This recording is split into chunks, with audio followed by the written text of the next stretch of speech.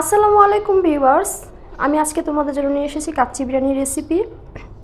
চলুন দেখে নিয়ে যাক কীভাবে কাচ্চি বিরিয়ানি রান্না করতে হয়। আমার ভাবি আজকে আমাদেরকে কাচ্চি বিরিয়ানি রান্না করে খাওয়াবে, তাই উনি একটি কড়াইয়ে কতগুলো পেঁয়াজ কুচি দিয়ে দিয়েছে বেরেস্তা করার জন্য এবং একটি পাত্রে পানি দিয়েছে এর মধ্যে থাকা গরম মশলাগুলো। তারপর বাসমতি চালটা দিয়ে দিয়েছে 80% সিদ্ধ হওয়ার জন্য। তারপর কতগুলো খাসির গোস্ত নিয়ে নিয়েছি, প্রায় 1 কেজির মতো। 1 কেজি থেকে অনেকটা বেশি হবে। তো দেখুন এখানে উনি গরম মশলা দিয়ে দিচ্ছে।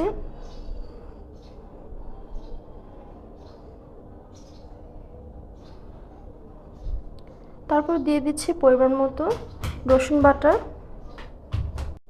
এখানে 5 টেবিল চামচ পরিমাণ রসুন বাটা ব্যবহার করা হয়েছে। তারপর এখানে দিয়ে দিচ্ছি পরিমাণ মতো আদা বাটা।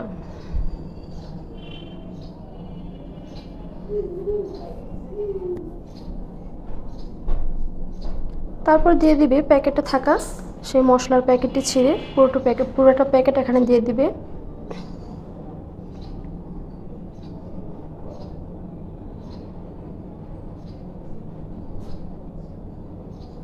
দিয়ে এখানে দিয়ে দিচ্ছি ঘি।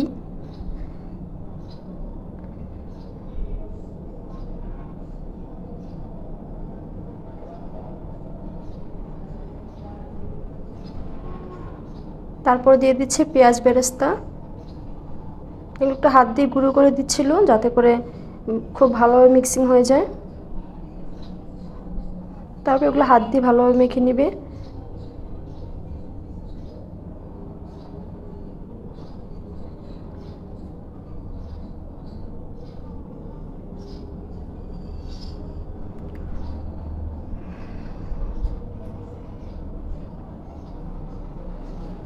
আসলে কাচ্চি বিরিয়ানি খেতে কার না ভালো লাগে, সবাই খুব পছন্দ করে। তার মধ্যে যদি খাসির কাচ্চি বিরিয়ানি হয় তাহলে তো খুব বেস্ট হয়।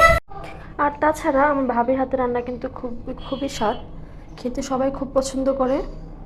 তাই আসলেই মায়না ধরি যে ভাবি এটা খাও ওটা খাও, উনিও রান্না করে দেয়।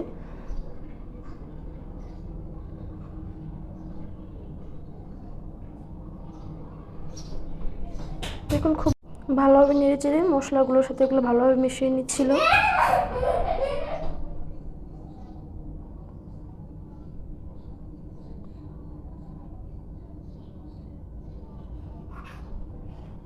তারপর আর একটু পেঁয়াজ বেরেস্তা দিয়ে দিল। আর আমার ছেলেটা তো এদিকে খুব মহা খুশি, সে তার নানু বাড়িতে আসছে, মামির হাতে খাবার খাবে, রান্না করে খাওয়াবে। এগুলো আমার ছেলে খুবই পছন্দ করে নানু বাড়িতে আসতে।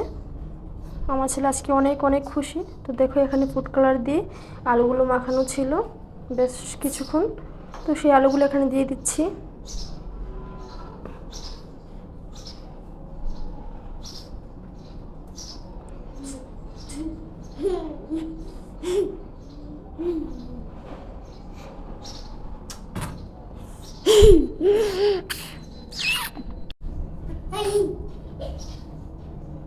তারপর এখানে দিয়ে দিচ্ছি আলু বোখরা এবং কিশমিশ।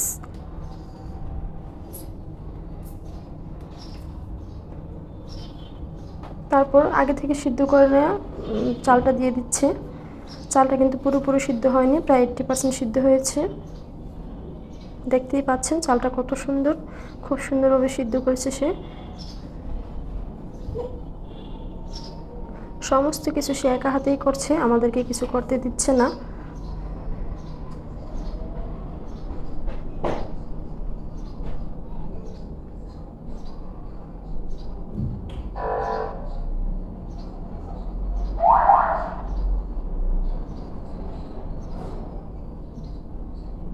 তারপর এখানে আবার দিয়ে দিবে পেঁয়াজ বেরেস্তা।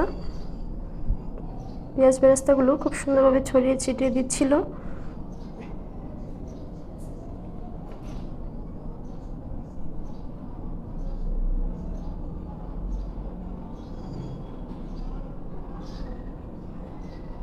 তারপর আবার উপরে দিয়ে দিচ্ছে কিছুটা আলু বোখরা।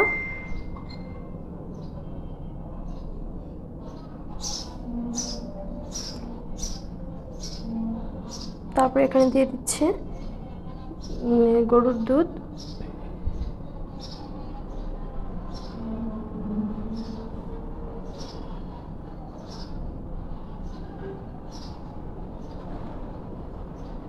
তারপরে একটু কিছুটা পরিমাণ মতো একটু পানি দিয়ে দিচ্ছে, তারপর দিয়ে দিচ্ছে ফুড কালার।